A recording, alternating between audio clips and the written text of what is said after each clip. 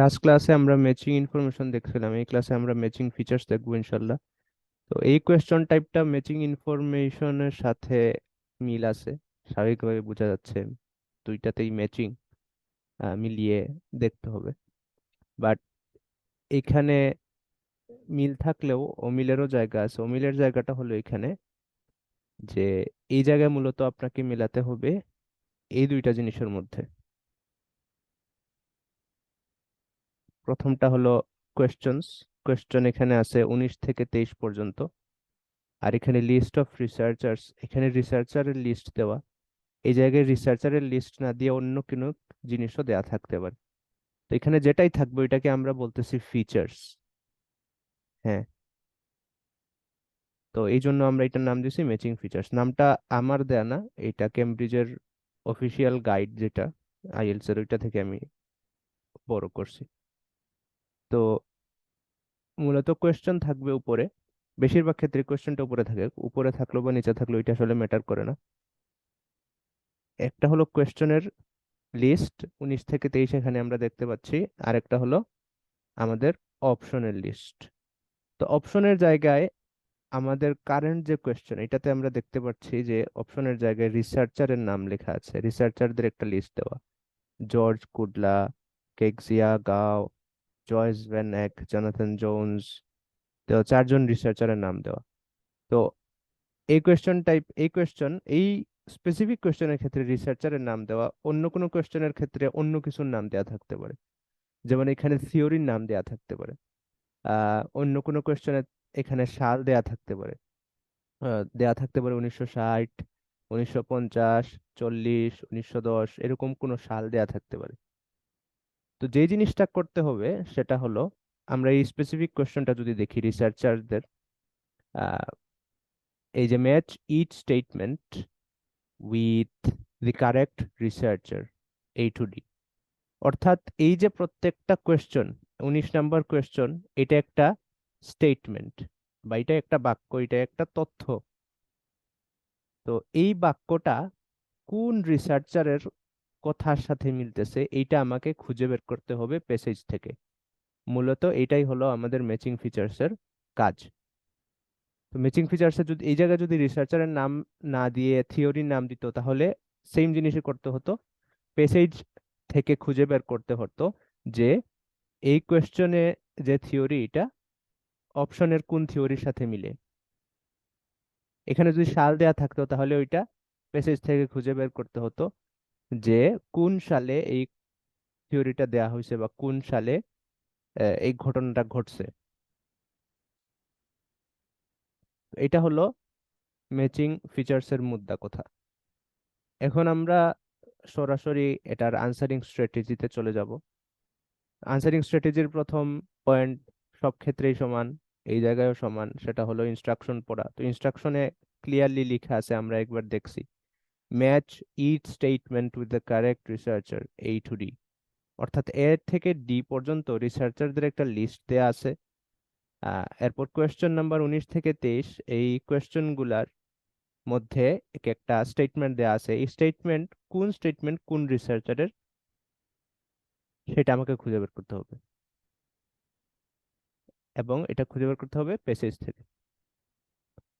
Write the correct letter A to D in boxes 19 to 23 on your answer sheet. Answer শিটের 19 থেকে 23 নম্বর প্রশ্নের মধ্যে আমাকে মূলত বসাতে হবে যে কোনটা আনসার। 19-এর আনসার যদি ডি হয় তাহলে আমি 19-এর পাশে ডি বসাবো আনসার শিটে, কোয়েশ্চনে না, কোয়েশ্চনে বসানোর দরকার নাই।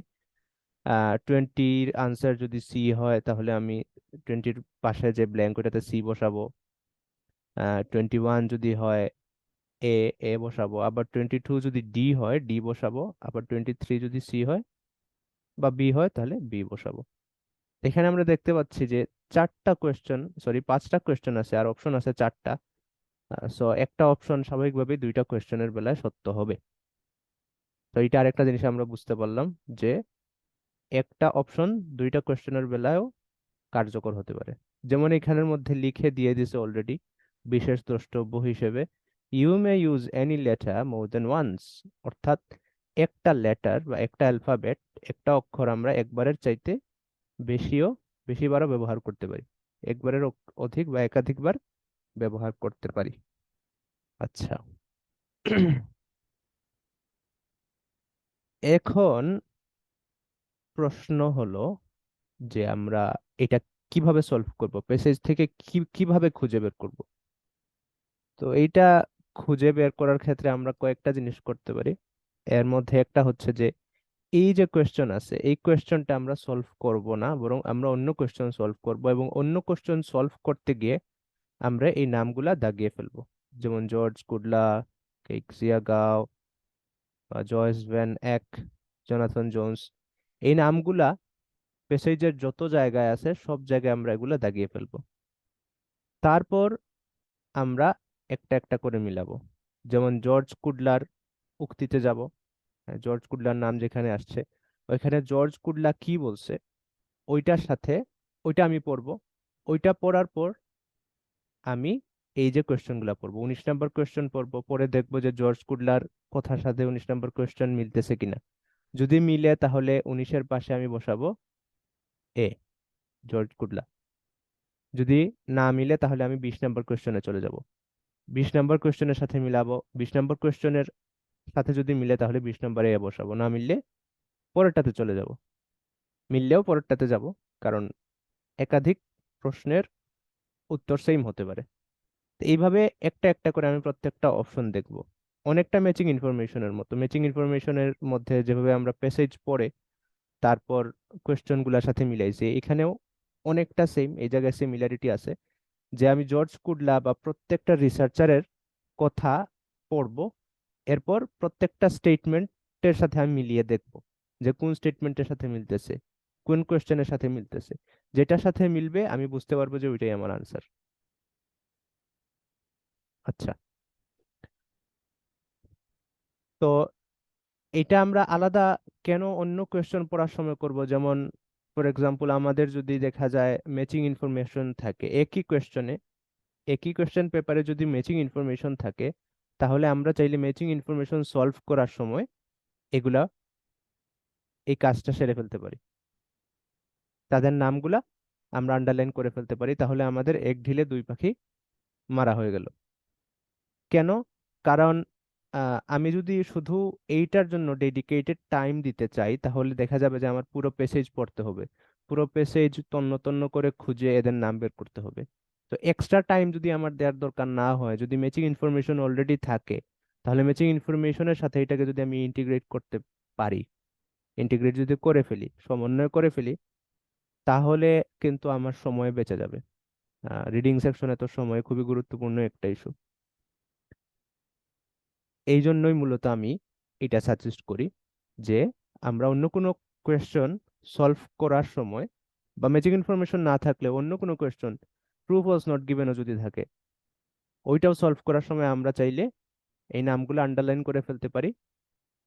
তখন দেখা যাবে যে আমরা যখন এই প্রশ্নে আসব তখন আমাদের জন্য উত্তরগুলা খুঁজে বের করতে সময় কম লাগতেছে, যেহেতু আমি অলরেডি নামগুলা দাগিয়ে ফেলছি একবার। আচ্ছা।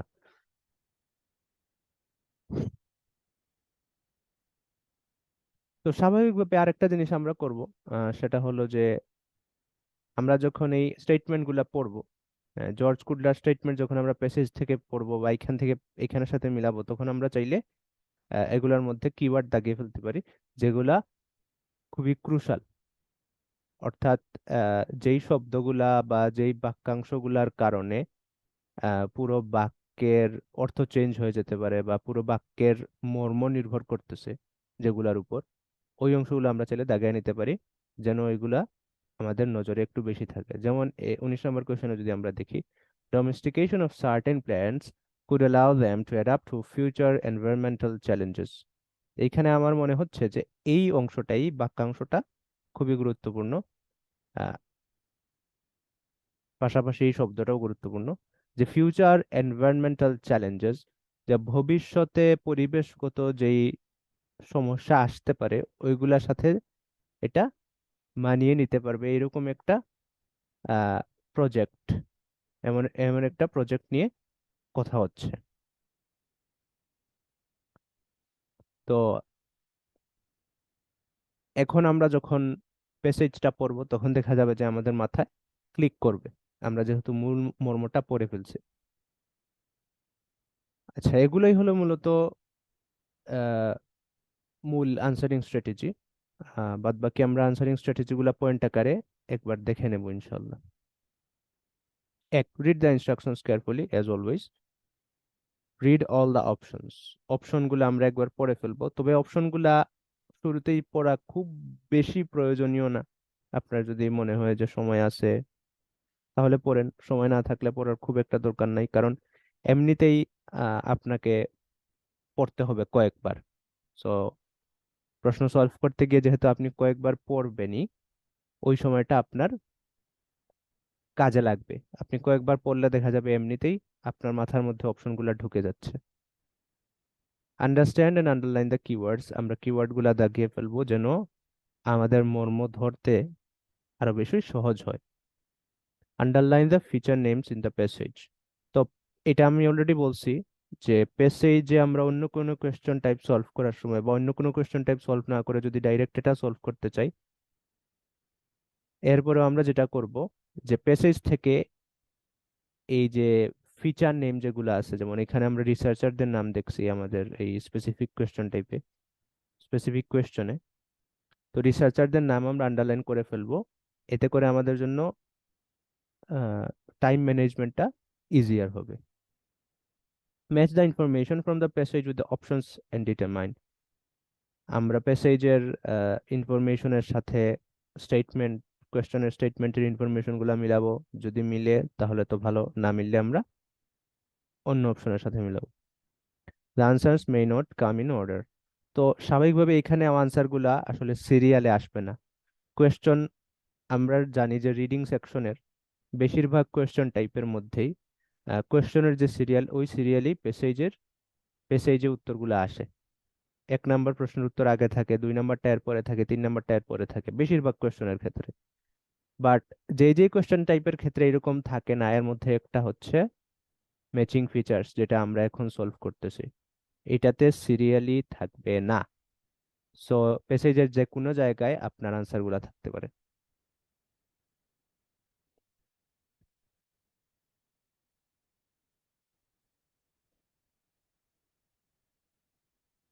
তো আমরা একটা এক্সাম্পল দেখে ফেলি।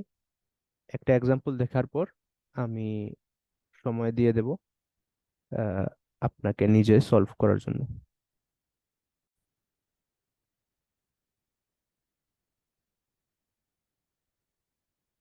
এটা হচ্ছে প্যাসেজ। প্যাসেজের নাম হচ্ছে, টাইটেল হচ্ছে a second attempt at domesticating the tomato. যে টমেটোকে ডোমেস্টিকেট করার সেকেন্ড অ্যাটেম্পট, দ্বিতীয় প্রচেষ্টা। তো আমরা প্রথম রিসার্চারের নাম দেখছিলাম জর্জ কুডলা, এখন আমরা জর্জ কুডলার নামটা খুঁজে বের করব। হ্যাঁ, আমি পেয়ে গেছি, জর্জ কুডলার নাম এইখানে আছে। আহ তো জর্জ কুডলার নাম এখানে আছে, জর্জ কুডলার প্রথম উক্তি এই জায়গায় আমরা পাচ্ছি। This could confirm what we eat. একটা, আরেকটা আছে এই যে, এটাও জর্জ কুডলার উক্তি। আচ্ছা, এরপরে আরো আছে, এটা আবার জর্জ কুডলা না। এই অংশটা হচ্ছে কেকজিয়া গাওয়ের উক্তি। নামের উচ্চারণ সঠিক হইতেছে না ভুল হইতেছে আল্লাহ ভালো জানেন। আচ্ছা, এরপর এটাও কেকজিয়া গাওয়ের উক্তি। তো আমরা যে কোনো একটা এখন মিলিয়ে দেখে ফেলি। একটু আগে থেকে পড়ি, তাহলে আমাদের কনটেক্সটটা বুঝতে সহজ হবে। তো এই কারণে বলছিলাম যে অন্য কোনো কোয়েশ্চেন টাইপ যদি থাকে, ওইটা সলভ করার সময় আমরা দাগিয়ে ফেললে দেখা যাবে যে আমাদের জন্য কনটেক্সট বোঝা আরো সহজ হয়ে যাবে। This could transform what we eat, says George Kudla at the University of Munster in Germany, a member of the আচ্ছা, আমরা এখান থেকে পড়ি। This fast track domestication could help make the world's food supply healthier and far more resistant to diseases such as the rust fungus devastating wheat crops. এখানে একটা ডোমেস্টিকেশন টেকনিকের কথা বলা হয়েছে, যেটাতে দেখা যাবে যে আমাদের ফুড সাপ্লাই আরো বেটার হবে, আরো স্বাস্থ্যকর হবে এবং অনেক রোগ বালাই থেকে মুক্ত থাকতে পারবে। এরপর জর্জ কুডলার উক্তি চলে আসছে, this could transform what we eat, যে আমরা যেটা খাই এটা পুরোপুরি পরিবর্তন করে ফেলতে পারে। হ্যাঁ, এই জিনিসটা। At the University of Münster in Germany, a member of the Brazilian team. There are 50,000 edible plants in the world, but 90% of our energy comes from just 15 crops. তো জর্জ কুডলা বলতেছে there are 50,000 edible plants in the world, যে পৃথিবীতে 50,000 ধরনের খাদ্যযোগ্য plant আছে, খাওয়ার উপযোগ্য plant আছে। Plant মানে গাছ, গাছ জাতীয় জিনিস। যেমন গাছ হতে পারে, ঘাস হতে পারে, মাশরুম হতে পারে, এগুলোকে প্ল্যান্ট বলে। তো এডিবল মানে হচ্ছে খাওয়া যায় এমন। But 90% of our energy comes from just 15 crops. কিন্তু এই 50,000 প্রজাতির প্ল্যান্ট থাকার পরও আমরা মূলত বেশিরভাগ ক্ষেত্রেই ব্যবহার করি শুধুমাত্র 15 ধরনের ক্রপস। 15 টাইপস অফ শস্য আমরা ব্যবহার করি কিসের জন্য? আমাদের এনার্জি দাবি মেটানোর জন্য। এবং এটা কি 90% ক্ষেত্রে এটা হয়। তো এখানে আমরা একটা উক্তি পেলাম, এখন আমরা কোয়েশ্চেনের সাথে মিলাবো, দেখবো যে কোয়েশ্চেনের মধ্যে এই সংক্রান্ত কোনো আলোচনা আছে কিনা।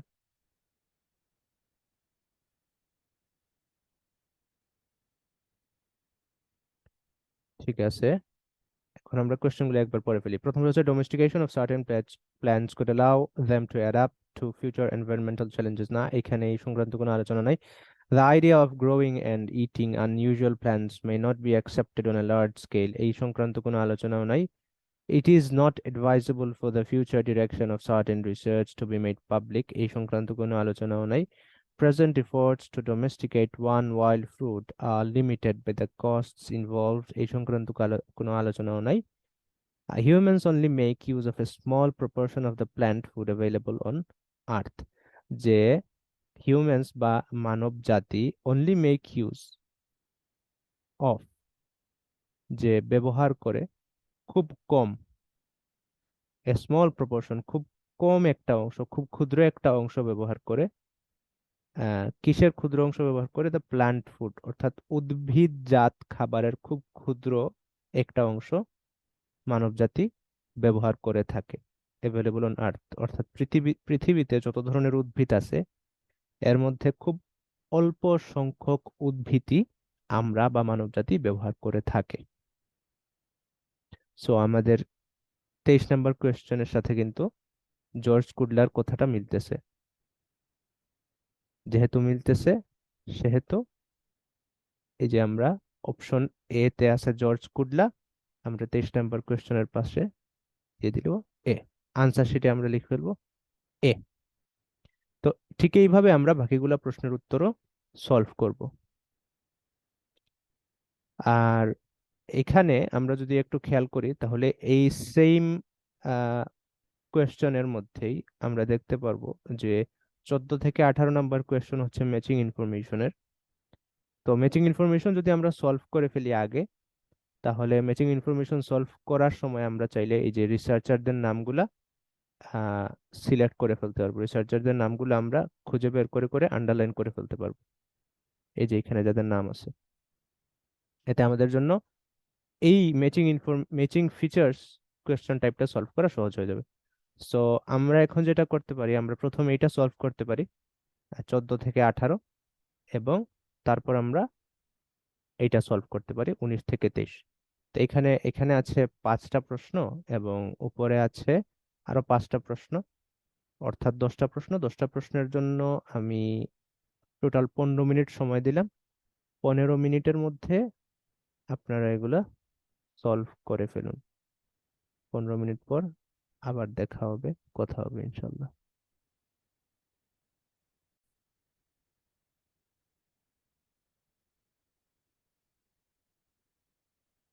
আমরা এতটুকু সলভ করে ফেলবো 19 থেকে 23 পর্যন্ত।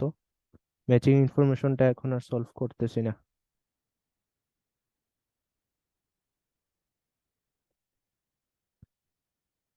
তো আমরা প্রথমে একবার প্রশ্নগুলো পড়ে ফেলি এবং পারলে কিওয়ার্ড গুলা দাগিয়ে ফেলি।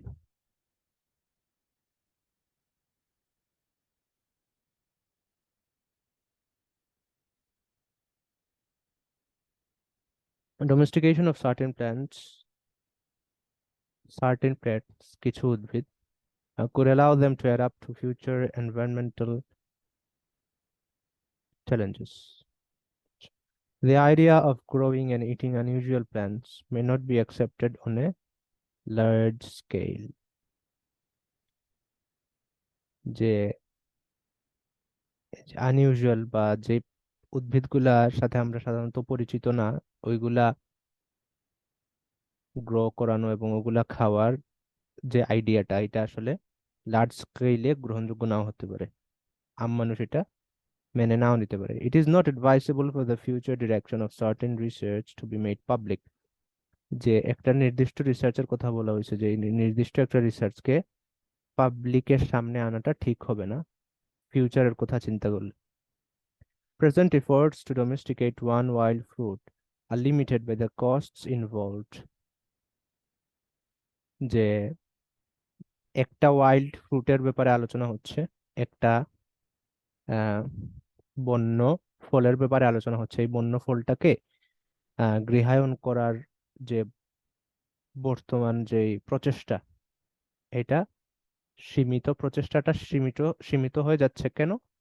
কারণ এটার সাথে জড়িত আছে যেই ব্যয়গুলা, ওই ব্যয়গুলার কারণে সীমিত হয়ে যাচ্ছে। Humans only make use of a small proportion of the plant food available on earth. যে এটা তো আমরা সলভ করে ফেলছি, এটা এ, সো এটা আর সলভ করতেছি না নতুন করে, এটাই, এটাতে দাগাচ্ছিও না। তাহলে আমাদের বাকি রইলো 19, 20, 21, 22। আচ্ছা, এখন আমরা একটা একটা করে সলভ করে ফেলি। জর্জ কুডলা, কেকজিয়াগাও, নামগুলো আমরা আরেকবার পড়ে ফেলি। জর্জ কুডলা, কেকজিয়াগাও, জয়েস ভ্যান এক এন্ড জোনাথন জোন্স।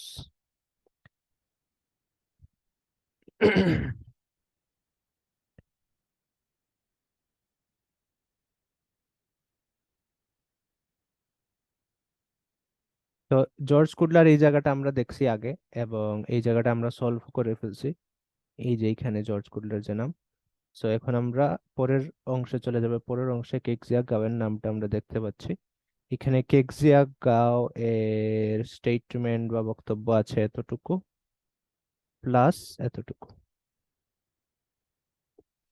প্রথমে কেকজিয়া গাও কি বলতেছে, যে we can now mimic the known domestication course of major crops like rice, maize, sorghum and others, says Keqia Gao of the Chinese Academy of Sciences in Beijing. বলতেছে যে আমরা বর্তমানে এই মেজর শস্য যেগুলো রাইস, মেজ, সরগম, আদার্স, এগুলাকে যেভাবে গৃহায়ন করা হয়েছিল, ওই সিস্টেমটা আমরা এখন বর্তমানে মিমিক করতে পারি। মিমিক মানে হুবহু কপি করাকে মিমিক বলা হয়।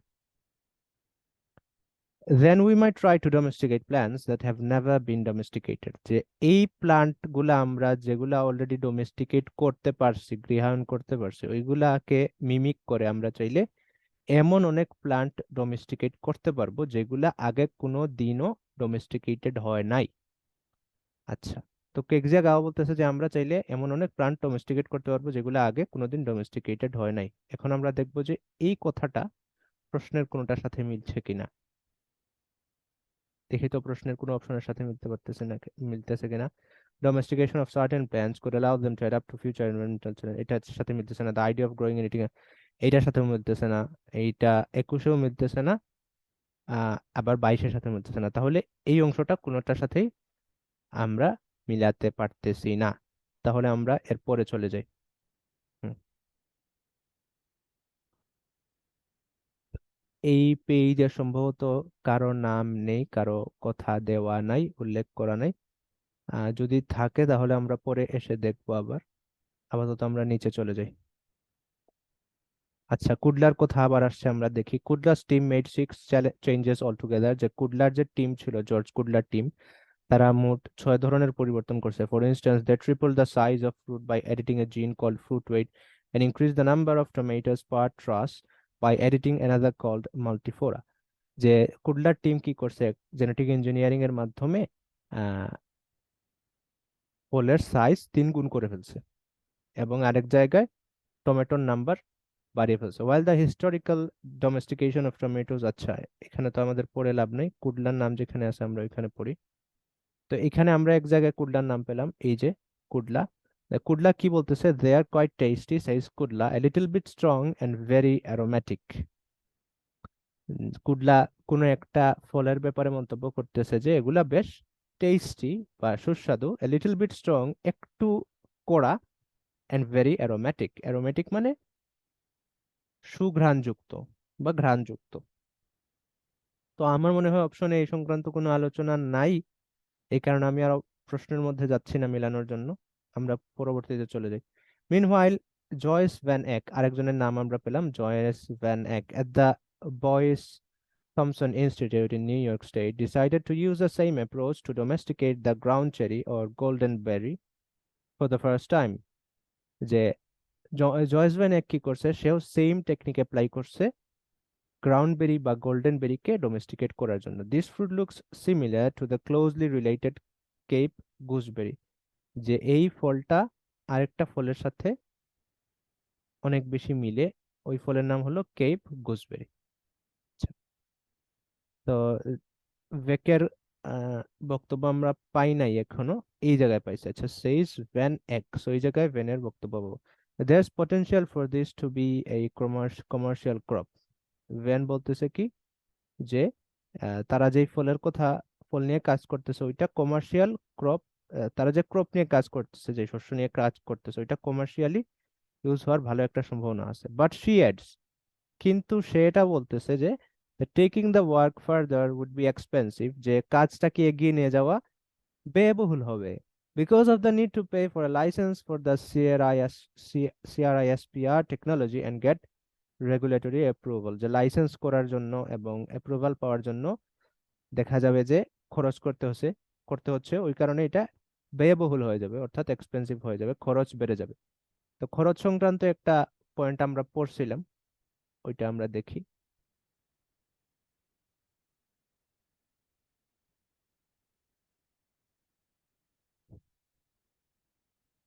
হুম, এই যে present efforts to domesticate one wild fruit are limited by the cost involved, যে ব্যয়ের কারণে, ব্যয়বহুলতার কারণে দেখা যাচ্ছে যে আহ, একটা ফলকে ডোমেস্টিকেট করার কাজ সীমিত হয়ে যাচ্ছে। সো এটা হলো জয়েস ভেন একের কথা, জয়েস ভেন এক হচ্ছে এইটা C.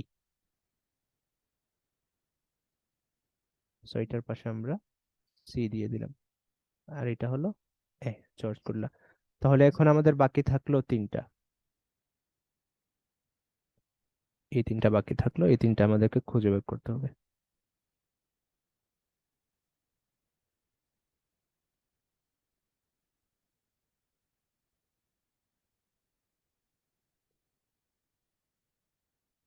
This approach could boost, আচ্ছা, সেইজ জোনাথন জোন্স, জোনাথন জোনসের নাম পেলাম।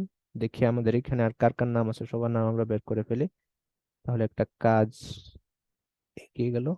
গাওয়ের নাম পাইছি, আবার কুডলার নামও পাইছি। আচ্ছা, এখন আমরা মিলিয়ে ফেলি।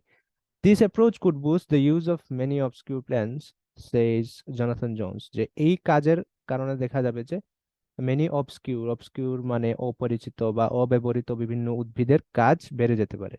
বুস্ট মানে বাড়িয়ে ফেলা বা বেড়ে যাওয়া। তো এই জিনিসটা তো আমরা জানি, আমাদের সোশ্যাল মিডিয়ার যুগে এই শব্দের সাথে আমাদের পরিচিতি আছে ভালোই, ফেসবুকে মানুষ পোস্ট পোস্ট করে। Of the Sainsbury lab in the UK, but it will be hard for new foods to grow so popular with farmers and consumers that they become new staple crops, he thinks. এখানে তার আরেকটা কথা পেলাম আমরা, যে it will be hard for new foods to grow so popular, যে নতুন খাবারের জন্য পপুলার হওয়াটা কঠিন, বা মানুষের কাছে গ্রহণযোগ্যতা পাওয়া কঠিন। কাদের কাছে গ্রহণযোগ্যতা পাওয়া কঠিন? With farmers and consumers, farmer অর্থাৎ কৃষক এবং কনজিউমার অর্থাৎ ভক্ষণকারী বা ভোক্তা, কৃষকদের কাছে এবং ভোক্তাদের কাছে এটার চাহিদা বা এটার গ্রহণযোগ্যতা পাওয়া মুশকিল, পাওয়া কঠিন। তো এই ধরনের একটা অপশন আমরা পড়ছিলাম, এই যে এই জায়গায়।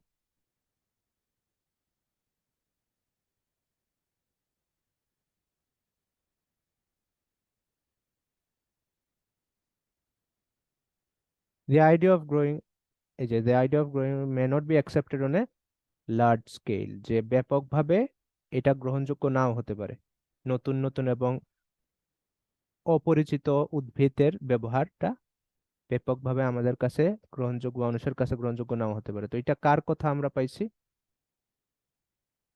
বাট দেখে ফেলি, এটা আমরা পাইছিলাম হলো জোনাথন জোনসের কথা। জোনাথন জোনস হচ্ছে ডি। সো আমাদের 20 এর আনসার হবে ডি। আমরা আগে সলভ করছি, এটা হলো এ এবং এটা হলো সি। ঠিক আছে, আর দুইটা বাকি।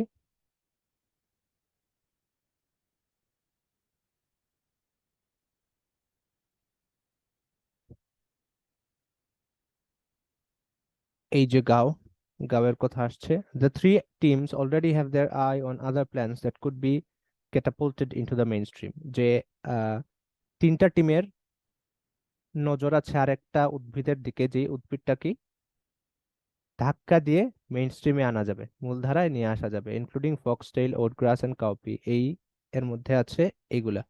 By choosing wild plants that are drought or heat tolerant, যে যেই ওয়াইল্ড প্ল্যান্ট গুলা, যেই বন্য উদ্ভিদ গুলা drought or heat tolerant, drought মানে পানির অভাব বা খরা যেটাকে বলে, খরা, এবং হিট টলারেন্ট, হিট মানে তাপ, অর্থাৎ খরা বা তাপে ক্ষতি হয় না যেসব প্রাণীর, says Gao, we could create crops that will thrive even as the planet warms.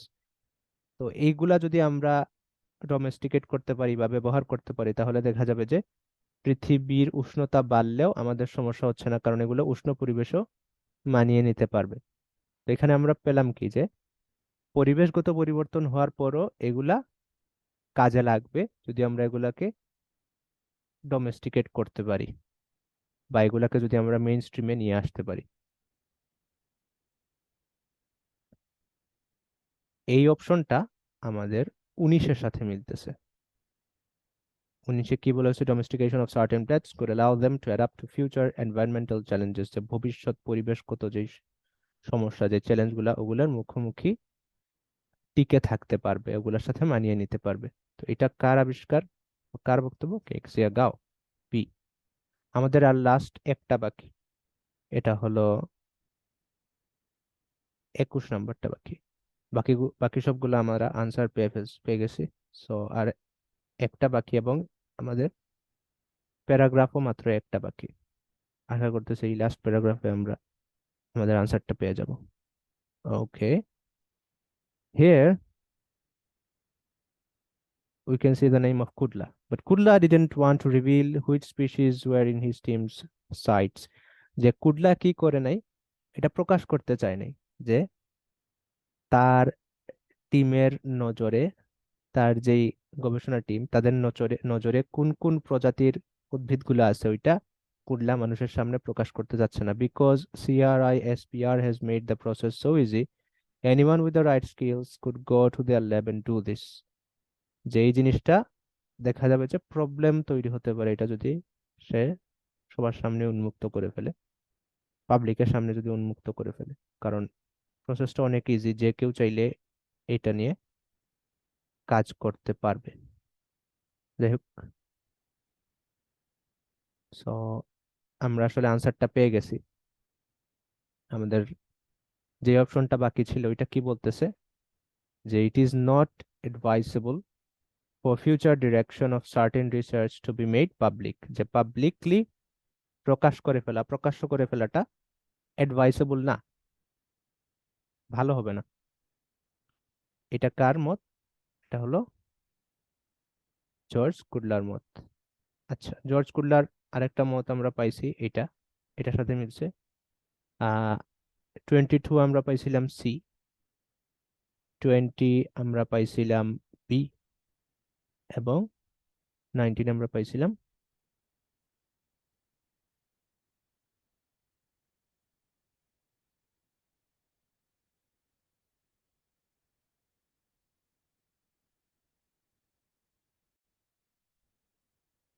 দুঃখিত, এটা হবে ডি এবং এটা হবে বি। BDACA। সো কয়টা হলো আপনার চাইলে? জানাতে পারেন।